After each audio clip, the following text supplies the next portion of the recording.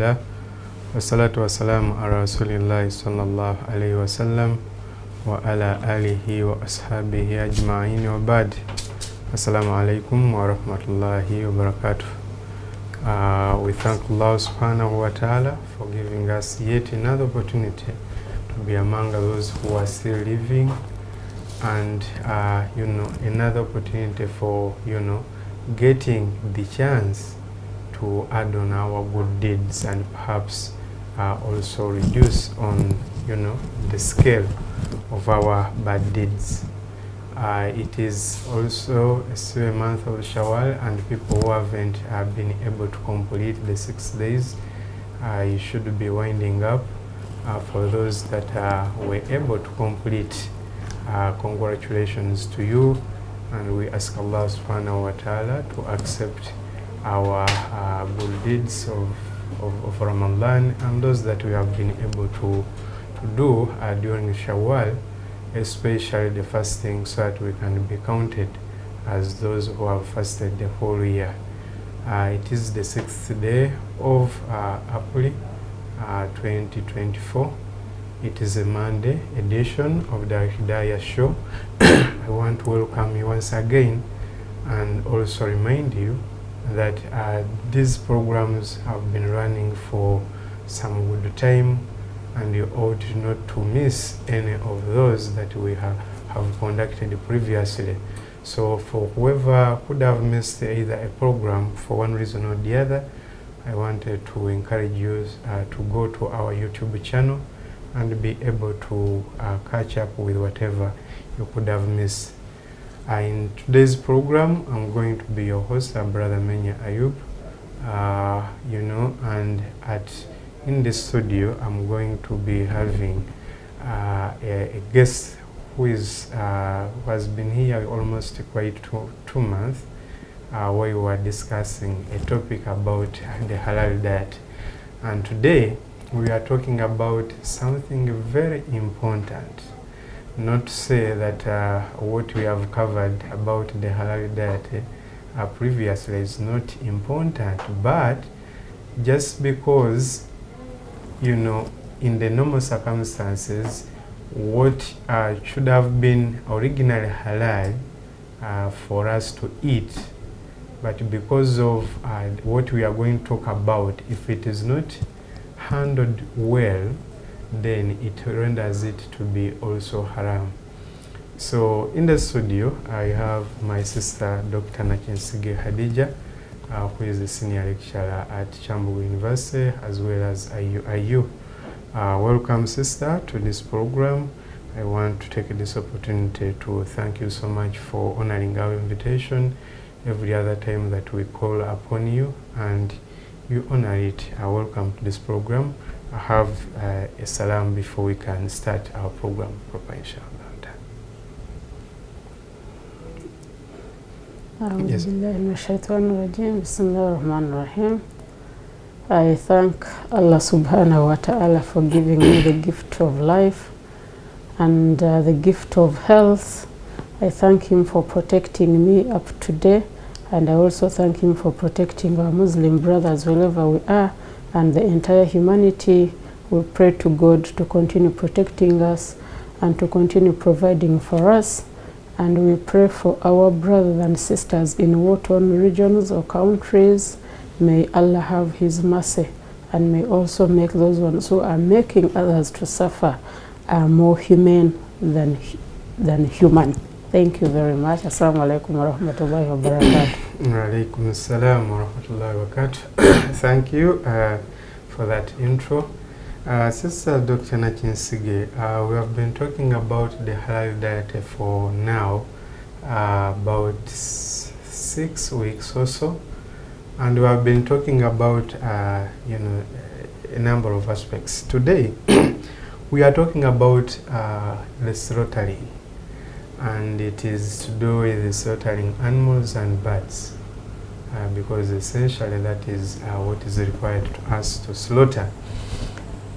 And from the experience and my background, I've come to know that when it comes to some of these technical things, and technical definitions, depending on whatever field somebody is qualified in, we tend to have different kind of approaches to different terminologies, so having different meanings, and that brings some kind of friction among us scholars in one way or the other.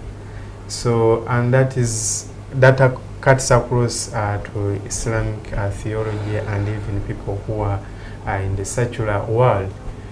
But when we talk about the issue of slaughtering, I want us to approach it in the sense of Islam and somebody who is qualified as a certified butcher, because at least you have told me you're a certified butcher.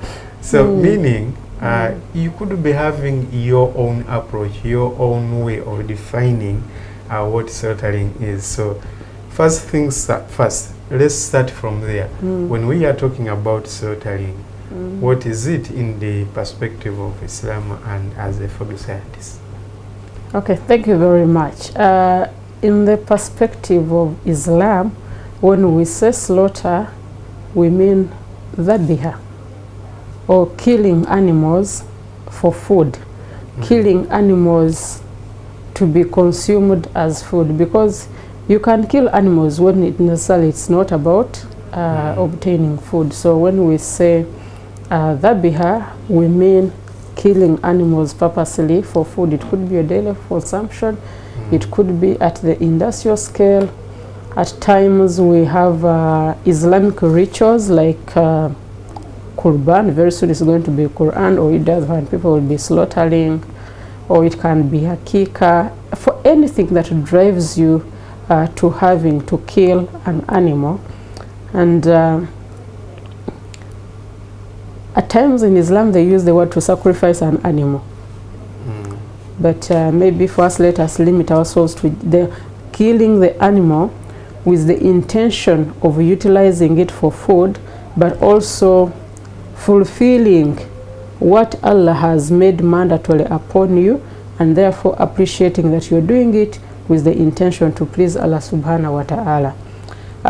But technologically speaking, when we say slaughter, we mean killing animals purposely for producing meat. So the other intention of pleasing Allah is separated, but here we are referring to killing animals purposely for meat, when technologically speaking. So in technology they can say that transforming an animal, you have an animal, this is a cow, but you want to transform it into meat, into pieces which humans will eat. So once you do that, that's what we can call a slaughter. So transforming an animal into meat for human consumption.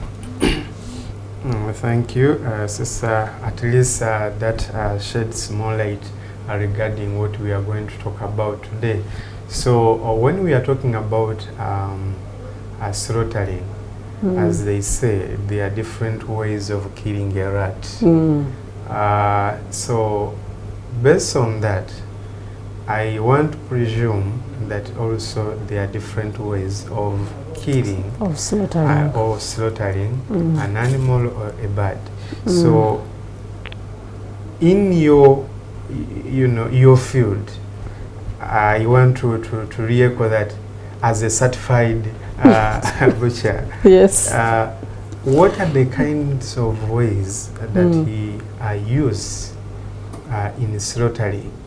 We can have quite a number, the general, and we can pick from those which ones are acceptable according to Islam, because not all the ways, I presume, that are there are really acceptable in Islam. Okay. Thank you very much. Brother Menya, we can note that until 1958, in this world, everyone was accepted to slaughter animals the way they wish. But in 1958, the Food and Drug Administration, the FDA, decided to come up with what they termed the Humane Slaughter Act. That was an act that was putting rulings in terms of how animals are killed for food. Now, in that act, it became mandatory that animals are killed after having made them unconscious or after anesthesia. But the same act also allows for slaughter that follows the prescriptions of a given religion. So if we are to look at that act, we can say that broadly we have two types or two categories of slaughter. We have the conventional slaughter. Now that's the conventional slaughter, the one that is involving anesthetizing animals, the technological method, if we can use that. And then we have the religious slaughter. And religious slaughter, according to that act, is supposed to follow the prescriptions of a given faith. And in that act, there are three religious slaughter methods which are talked about.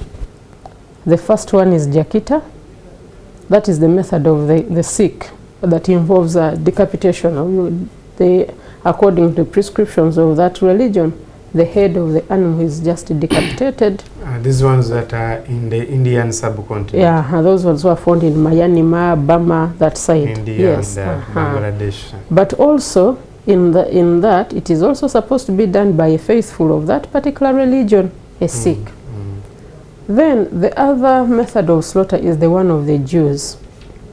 You can call it Sekita, or you can call it kosher. The one that follows rabbinical laws. The laws in Islam, we always say the people of the book. The slaughter method is that follows the prescriptions of the people of the book. Now, the Jewish method of slaughter also requires that this person that performs that slaughter is of that particular religion. And there are other requirements after the slaughtering. Actually, it is very close to halal slaughter. The only difference lies that here, the action itself and the requirements for the animal are similar to the ones of the halal slaughter. But the only requirement is that this is supposed to be performed by a Jewish faithful, not a Muslim or not any other religion. But that is not our main concern today. What is our main concern today is the halal slaughter. The type of slaughter or the method of slaughter that follows the prescriptions of Sharia, that follows the prescriptions of Quran, Hadith, Ijma, and Qiyas. The one in that particular order, the one that can be used to produce meat, which Muslims, you and I, can comfortably eat while praising Allah subhanahu wa ta'ala. Because for us, we know that everything that we do in our lives is done to praise Allah subhanahu wa ta'ala. For we are not created to do anything else but to worship Him. Okay, thank you. Until up to that point, we are able to see that from the religious point of view, at least there are three that have been categorized as, separate. Then there is the other that is called the conventional. Now, from the conventional, I've read somewhere something to do with the, is it stunning? Stunning. What is that? Okay. In English, the word stunning means beautiful, but that's not what we are meaning here. That's why I same spelling, S-T-U-N-N-I-G, stunning. But in food science or in animal science, actually this is more to animal science, in animal science or in food science or in meat science and technology, when we say stunning, we mean making animals unconscious before they are slaughtered. So that act of making the animal insensitive, so it is insensitive to pain, insensitive to any stimuli, such that it can be slaughtered without sensitivity, is what we call stunning. So it is also a method of slaughter. And how halal is it? Well, I think for us to better understand whether it is halal or not halal, it is very important that we first maybe look at the preconditions for halal slaughter. Then these preconditions for halal slaughter will qualify it or yes, we will qualify it or disqualify it according to the circumstances they are in. Okay, thank you, Barakallahu Fikum. Up to that point, I wanted us to go directly regarding the conditions, what we would call the prerequisite considerations that one should be taking before anything is accepted to do with animal and birds, whether to be halal or not. But because I will be getting into a commercial break in a few minutes, I wanted us to use this time, go for a short commercial break, then when we come back, we'll start right out from there on that very point, inshallah.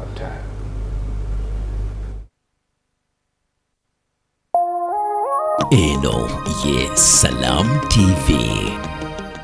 One by one makes a bando. United Media is your gateway to a countrywide radio station. With a coalition of more than 120 radio stations, 15 TV channels, 20 online publications, you can cover every region and community with convenience and no hassle. Guaranteed impact with consolidated communication and localized engagement. Whether it's an MDA, development partner, FMCG or regular advertiser, United Media is a truly one-stop shop for your communication needs. United Media, together we will shape the future. Boom Chakala! Grab a Rock Boom, check under the cap, energize and win smartphones, flat screen TVs, Rock Boom gear, motorbikes and millions! I mean millions of cash! What you see is what you win! Boom Chiki! Boom Chakala! Centenary Bank brings you a new way to bank with Center WhatsApp Banking. To start WhatsApp Banking, just add the Center WhatsApp number 0744-200-555 to your contacts. Find the bank's contact in WhatsApp, send a greeting, and you will be asked to verify your number with a one-time PIN. Once you are verified, you will receive a menu from which you can choose the service you want to access by following the prompts. For example, to transfer money to your mobile money wallet, just type mobile money and follow the prompts. You can also pay bills, top up airtime, and access your account details all in WhatsApp. To access Center WhatsApp Banking, you have to be registered with Center Mobile. Be fraud alert. Don't share sensitive information like passwords or PINs with anyone. If you have any inquiries about Center WhatsApp, call our toll-free line at 0800-200-555 or email info@centenarybank.co.ug. Centenary Bank is celebrating 40 years of transforming lives. Centenary Bank is a member of the Centenary Group and is regulated by Bank of Uganda. Customer deposits are protected by the Deposit Protection Fund up to 10 million Uganda shillings. Terms and conditions apply. Centenary Bank, with you for life. YPA Goats Farming Project bakuguliddewo olujjo olw'okugaggawala okuyita mu kulunda embuzi. Balina embuzi ez'olulyo nga zikula mu myezi 6 n'ofuna amagoba. Bakusomesa n'ofuna amagezi ag'ekikugu ku kutandikawo faamu y'embuzi n'ennunda ey'omulembe, kw'ogatta endiisa n'enzijanjaba. Balina ensigo z'omuddo omulungi ogukuza embuzi amangu. Gw'alina ekirooto ky'okulunda embuzi, jangu mu YPA tukutaasa okufiirwa. Tusange ku ofiisi zaffe ezisangibwa e Rubaga okulira n'enkulungo ya Kabaka ku kizimbe kya YPA Building oba Nansana Naluvule. Tukubireko ku noti 7 noti 3 noti 34 oba noti 774 313 555 ye YPA Goats Farming Project. YPA Eno Ye Salam TV.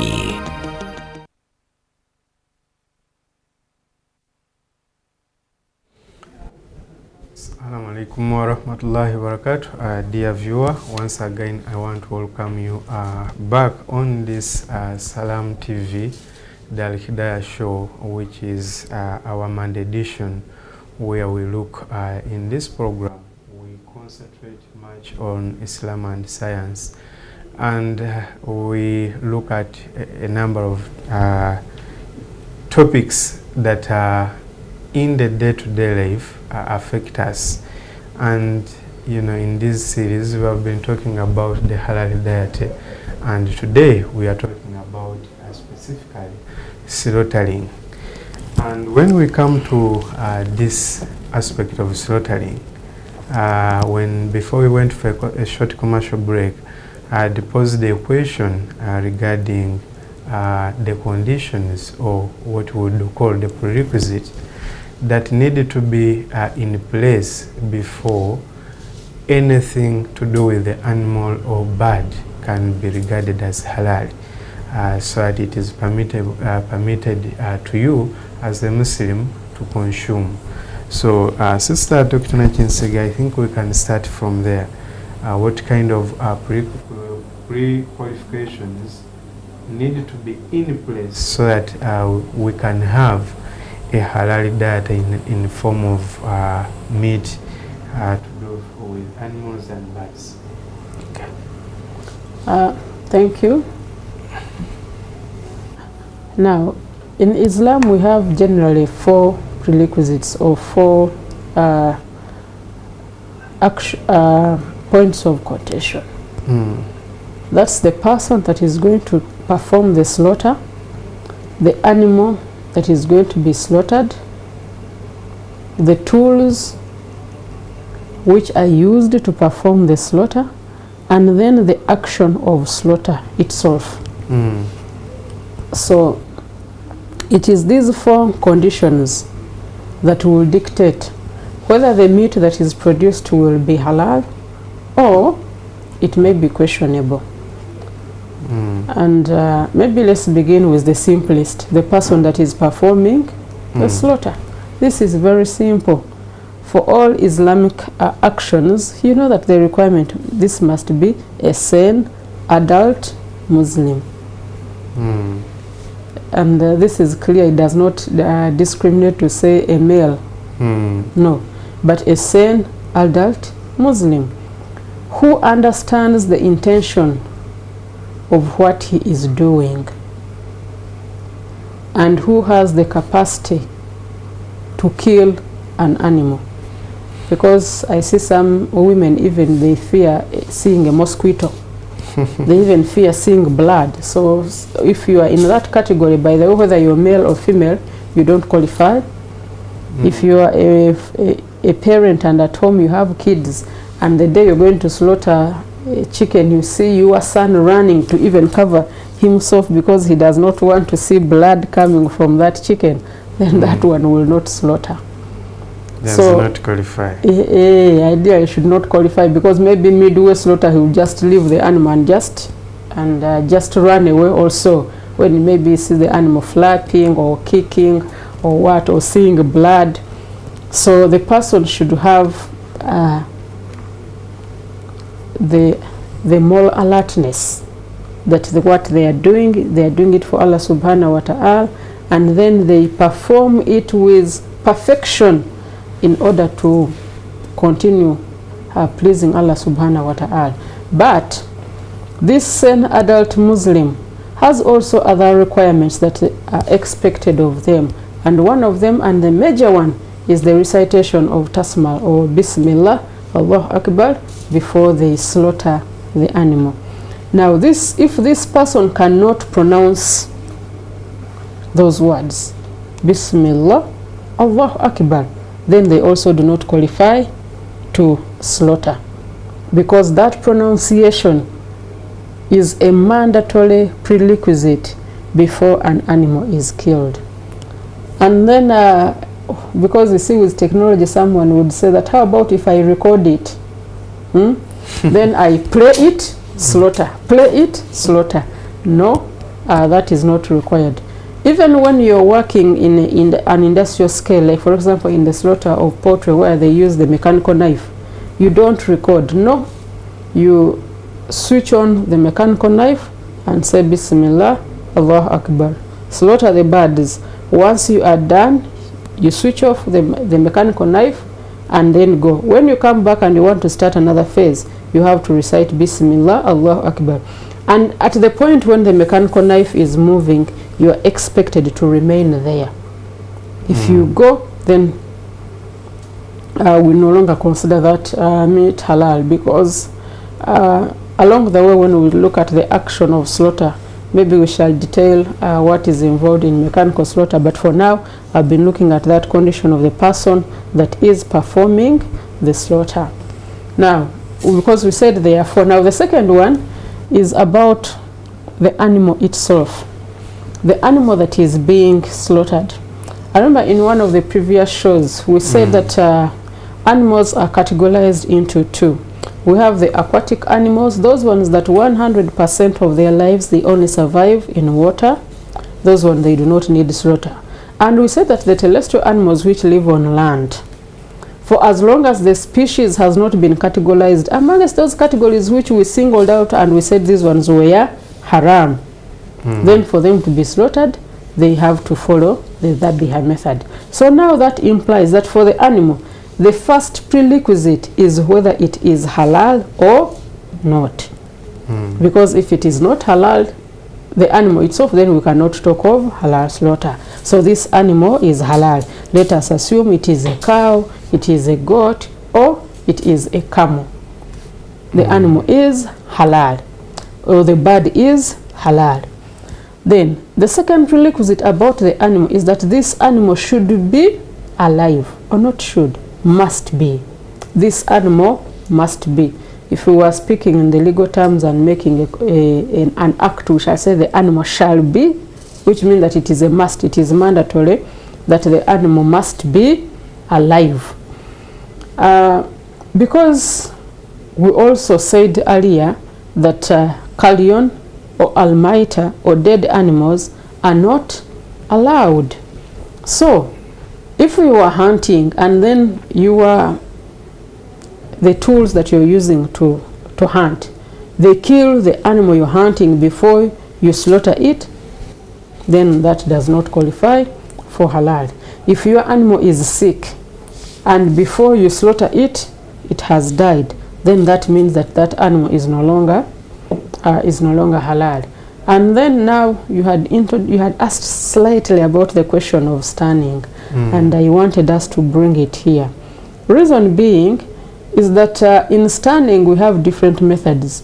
There are those methods which when applied on this particular animal, the animal will be unconscious but it will still be alive. Last time we shared an example of a human being. When you're going for an operation, you're alive but you're unconscious and insensitive, but after the operation you will wake up and you are alive. So the same science is borrowed to animals during slaughter, that the animals are made insensitive, they are made to sleep, and in that sleep or in that state of being unconscious, they are slaughtered, but they are alive. Now there are those methods which when applied, the animal dies in the process of becoming unconscious. The other side in science, they call that stun kill. Now, there are generally three methods of making animals unconscious, or three methods of stunning. There is where we use electricity. You get electric current and you put the electric tongue to target the brain of the animal. Then they put it on the head alone, so the target is the brain of the animal. And once you switch on the stunner for a given amount of time, maybe 5 seconds or 3 seconds, the given amount of ampere and voltage, then it will render the animal unconscious, but it will not kill it. So that is electrical stunning. But this electrical stunning is also divided into three.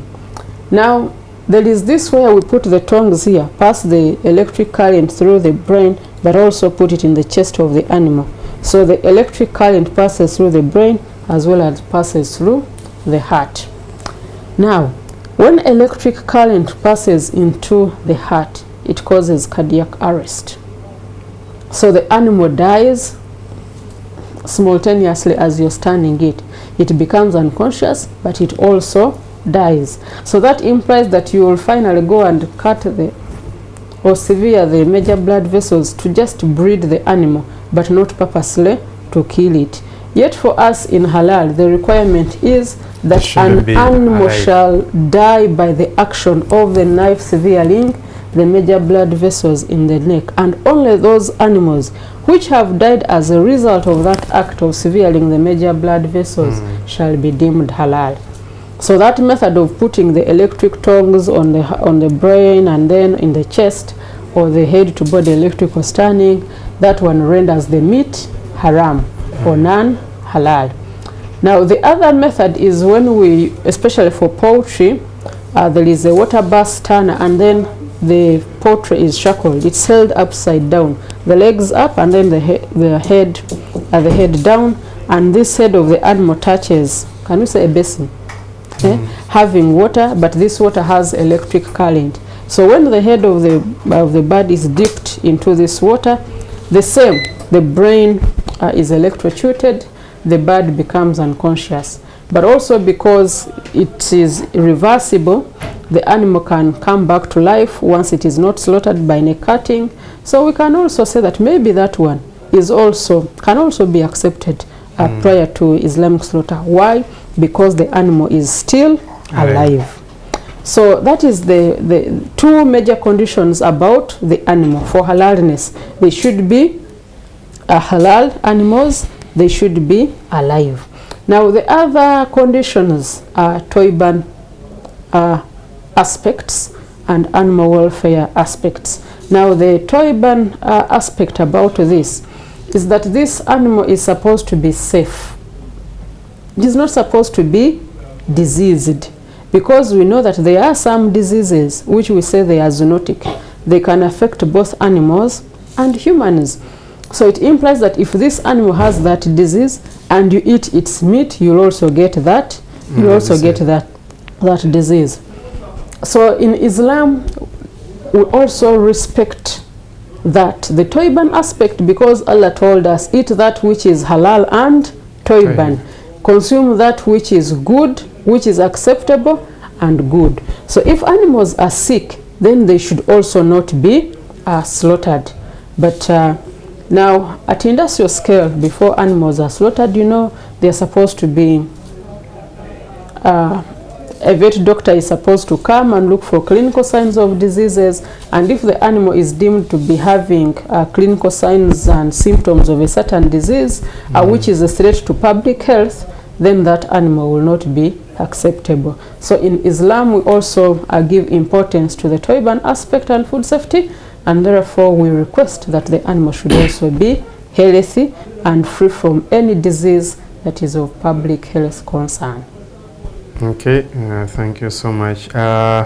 Regarding, because you made mention here of 4 considerations, and we had a person, the animal to slaughter, so the person who is slaughtering, the animal to slaughter, and then there are tools, the tools that are meant to be used. And yes, now you remember the hadith of the Prophet where he told us that before we slaughter animals, we should sharpen our knife in order to make sure that we quicken the action of slaughter. The action of slaughter. Now, we pick from that hadith that slaughter is supposed to be done by knives. A knife. Not a stone, not a blow, not a panga, but a knife. And science has come up with some guidelines, by the way, on the knife, that the knife is supposed to be, the width of the knife is supposed to be twice the width of the animal's neck. So if you are going to slaughter a chicken, you can come with a small knife as long as it is able to cut. But don't come with a razor blade to cut a cow, because they've said a slaughter knife. Then you come with a knife which is very small like this. But the moment you make the first swipe here, then it gets disappeared and covered within the skin of the animal. So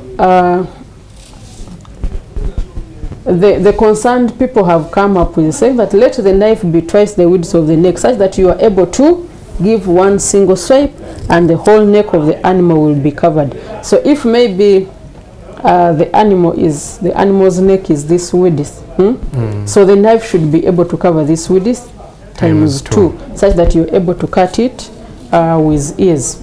But also another point of importance, yes, it is a knife, mandatory. It is sharpened sunnah. This knife should not have been used to slaughter the other animals which are not halal. And if it is a stanner, because we talked of stanning also, then that stanner should not have been used to stun the animals which are not halal. So the tools that we use must be dedicated to only halal slaughter and only halal animals. Should these tools have been used in any way to handle animals which are not halal, they are supposed to first undergo ritual cleansing. We discussed ritual cleansing before. Now, it is not even allowed that once you have done the first ritual cleansing, okay, you used this knife to slaughter maybe a dead animal. You do ritual cleansing, then you use it for halal slaughter. Then the next day you use it again to slaughter another animal. You do ritual cleansing. Then the next day, like that, back and forth is not acceptable. The condition for ritual cleansing is only done once. And because at the industrial scale, you find that there are some abattoirs which handle both halal and non-halal animals. Well, we encourage that we only do slaughter. We have segregated slaughter for different types of animals. Actually, you will realize that many abattoirs, if they handle chicken, they are only handling chicken. If they handle cows, they only handle cows. But there are also those abattoirs that handle cows, goat, sheep, and maybe other animals. And because we said that here halal things are voluntary, this is a secular state, you can find that this one company also has another business which is not halal. Now the requirement here is if that company has these two kinds of business, there is supposed to be physical separation. Such that if they are doing the non-slaughter, let me assume if they are doing the non-slaughter from Kamocha, the other side, then now they can do the halal slaughter from Mulago. So that distance between Kamocha and Mulago, then that their things can be acceptable. But to say that how about if we are having a factory, maybe, but there is a wall. Yeah, there is a physical separation. Yeah, because we are talking of why am I saying that ideally they should be separated in vicinity, is because we don't want you to use the same fridge, we don't want you to use the same knife, we don't want you to use the same anything, nothing should be used together. So if it is if it's a factory and you're saying that there is a wall, the other side of the wall must never in any way come into contact with what is happening on this side of. So meaning all facilities are designated from different ends. Whatever facility is on the other end shouldn't cross to another end. Not shouldn't, but must never cross to the other end. So that is an issue of importance when it comes to tools, because we said that the tools, it should be a knife, it should be sharpened, then it must never be used for any slaughter that is not halal. Then the other things, there are things which are not acceptable even when it comes to tools, because we know we are supposed to slaughter this tool before we do the slaughtering, but it is discouraged for you to start slaughtering, for you to start sharpening this knife just before the animal that you are going to slaughter. You bring the goat and tie it here, and then you bring the knife and you start sharpening. These animals are living organisms. They have senses, they can feel pain, they also have emotional and psychological feelings. So please, once you start sharpening the knife in front of the animal, it is sending a lot of stress stimuli to this animal. This animal gets traumatized. In fact, even by the time you slaughter it, its meat is too tough because it is already filled with stress hormones. And actually we see, especially it is most common during Qurban, yes. People who don't have these etiquettes at their fingertips, they do it, and at times these animals can just run away. It runs mad. Yes. So they chase it miles and miles and they cannot even find it. Because you have instilled fear in it, you have traumatized this animal. Actually, this is one of the reasons I think why the stunning was introduced. Because, okay, we slaughter from homes, but in the industry, the place where the animal is slaughtered from, the animal will never see that place.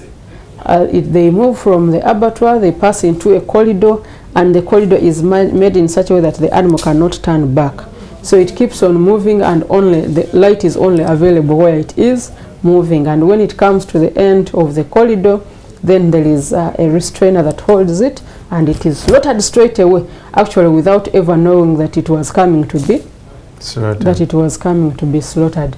So I also want to discourage, even at the family level, when you are slaughtering a chicken, please, some people, they get the chicken, hold the chicken down and step on it. Then they start sharpening the knife. Prepare all your gadgets, all your tools. If it is water that you want, have the water there, have the knife there, and start the act of slaughter. When you bring the bird like this, immediately start the act of slaughter. So that's a few. Those are a few things that we've talked about. The tools, we have said it should be a knife. It should be sharpened. It should not be blunt, because you know, if a knife is blunt, it will not cut the major blood vessels quickly. It will take long, and as you're doing that, the animal is feeling pain. Yes. So it is important that the animal the knife is too sharp, such that by just one single swipe, we are able to cut what we are supposed to cut from the neck of the animal. And then we've talked of physical separation between the tools which are dedicated to halal and those which may be used in instances of non-halal slaughter.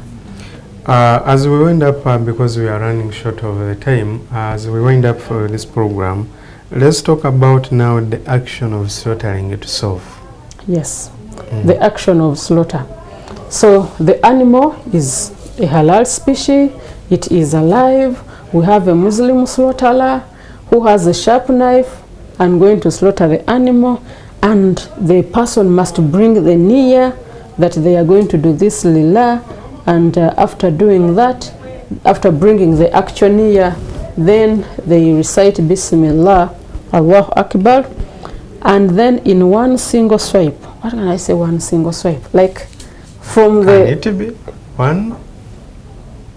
You are supposed to hold the knife and be ready to, in one single swipe, to sever the neck of the animal. Now, in the event that you cannot slaughter all the major blood vessels that you're supposed to sever, don't lift the knife.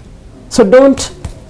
Some people, they get the knife and then they chop, struggling to cut the blood vessels. What they call the jugular vein. Yes. So don't lift the knife. Hold the knife hard, strong, with strength.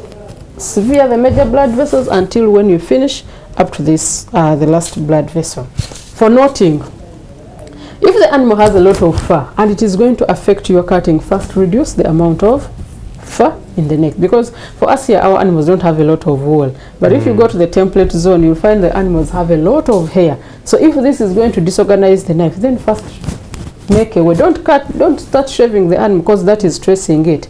But just remove the fat, moving up and down, create a way, and then you have that single swipe. Then also secondly, you see the way the neck is. There is this part here next to the head, right? And then there is this one next to the chest. So when you are cutting, you cut this one, the first one up. When you cut here down, the animal will also take long to die. Then when you are cutting, also make sure that this animal, you sever the major blood vessels, emisua, all of them. And in doing that, then you also sever the trachea. The trachea is the one that supplies oxygen to the lungs. Then you also sever the esophagus. The esophagus is the other pipe that supplies the alimentary canal, the GIT, the one that use where food passes. So those, because we have three things that pass through our neck. The fourth is not visible. We can't see it with our eyes. Now the first is blood. So cut where blood passes. Reason is that communication of stimuli within the rest of the body is with the brain. Once you cut off the supply of blood to the brain, then the animal will die. And the faster the animal loses its blood, and therefore oxygen and other nutrients are not reaching the brain, the faster the animal will, the animal will die. So in the event that the animal has a long neck, those huge animals like camels which are short, such that even if when you slaughter here, it will take long to die. Islam also encourages that after cutting here,